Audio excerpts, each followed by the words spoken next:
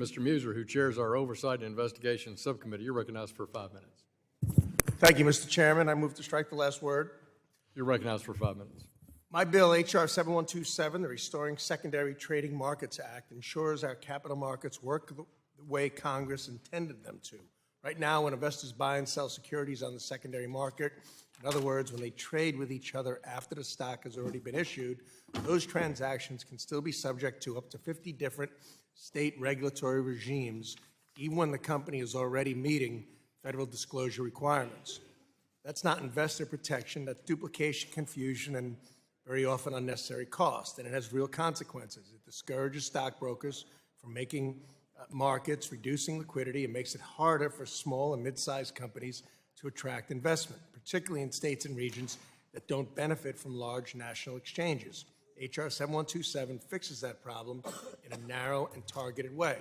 It says that if a company is already meeting federal disclosure standards under existing SEC rules, states should not be able to layer on conflicting or duplicative requirements just for secondary trading.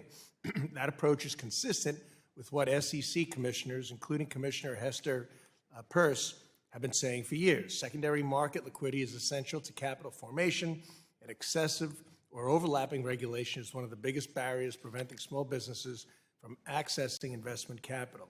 Commissioner Peirce has been clear that when secondary markets don't function properly, investors pull back, capital formation suffers, and small companies lose access to growth opportunities.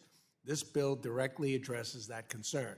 This bill does three important things. First, it creates a clear national standard for secondary trading when federal disclosure rules are already being met. Second, it improves liquidity and access to capital, especially for small and mid-sized companies that rely on secondary markets because they aren't listed on major exchanges. And third, it helps states by strengthening local capital formation.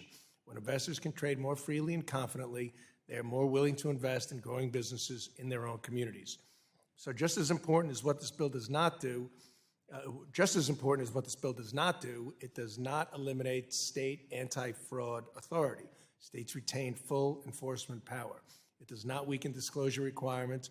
Issuers must still provide current publicly available information. And it does not deregulate public markets or reduce SEC oversight in any way.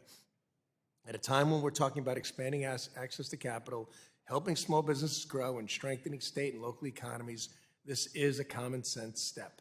It's responsible, and it strengthens, not weakens, our capital markets.